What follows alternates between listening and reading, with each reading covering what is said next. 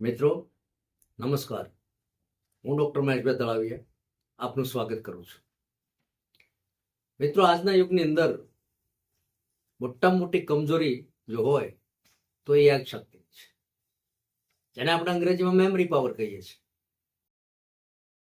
તો આ memory power એટલે કે યાદશક્તિ એ વધારવા માટે આયુર્વેદની અંદર ખૂબ સારા ઔષધો છે. પ્રથમ નામ છે આમળા. બધા જાણો છો કે આમળા એ આયુર્વેદની અંદર સુપર પાવર ધરાવનારી મોટામાં મોટી ઔષધિ છે. આખા શરીરમાં ડિટોક્સિક્સ કરે છે અને એને કારણે આપણે યાદશક્તિને ફરી વખત સજીવન કરી શકીએ છીએ. મિત્રો, આમળા છે ને એ ઋષિમુનિઓનું પ્રિય આઈટમ છે. હજારો વર્ષથી આયુર્વેદની અંદર ચોક્કસ પ્રકારે કહેવામાં આવ્યું છે કે આમળાનું સેવન માણસના જીવનને ખૂબ લંબાવે છે અને યાદદાસ્ત જિંદગીના છેડા સુધી સંપૂર્ણ રીતે ખૂબ સરસ રહે છે. અને બીજું છે એ છે અખરોટ. અખરોટ પણ એટલું જ ઉત્તમ છે.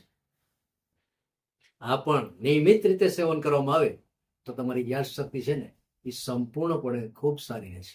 2 અખરોટ સવારે અને 2 અખરોટ સાંજે, બની શકે તો ગાયના દૂધની અંદર લેવું.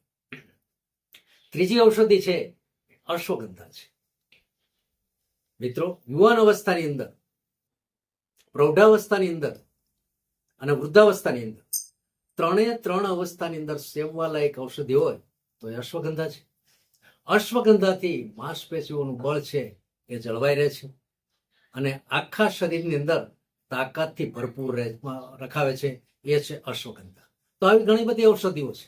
મેં તમને 3 ઔષધિઓનું વર્ણન કર્યું.